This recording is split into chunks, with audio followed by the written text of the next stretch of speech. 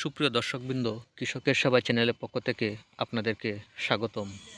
আজ আপনারা দেখতে পারতেছেন লাল তীর সিড কোম্পানি লিমিটেড সুইটি নামক একটি হাইব্রিড মিষ্টি কুমড়া।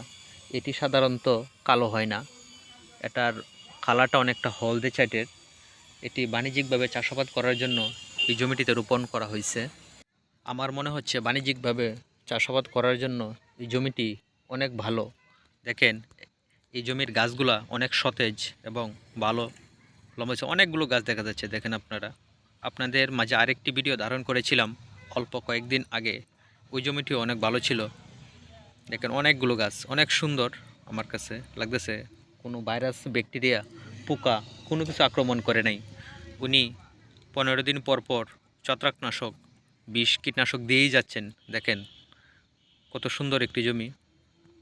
মিষ্টি কুমড়া চাষাবাদ করার জন্য এটাকে রোপণ করা হয়েছে।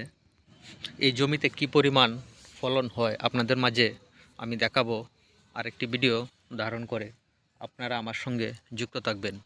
যদি আমার ভিডিওটি ভালো লাগে তাহলে একটি সাবস্ক্রাইব এবং একটি লাইক দিবেন, তাহলে অনেক ভালো হয়। আপনাদের কাছে এটাই আমার অনুরোধ। দেখেন, আমি ভালোভাবেই আপনাদের মাঝে দেখানোর চেষ্টা করতেছি গাছগুলার কেমন আকৃতি, ডগাগুলো কেমন সুন্দর। দেখেন একবারে পরিষ্কার, গাছগুলো অনেক সতেজ। দেখেন অনেকগুলা গাছ এখানে রোপণ করা হয়েছে। প্রতি 8 থেকে 5 মিটার দূরে দূরে, 8 থেকে 9 মিটার হবে প্রতিটি গাছ থেকে প্রতিটি গাছের দূরত্ব। আপনারা যদি বাণিজ্যিকভাবে চাষ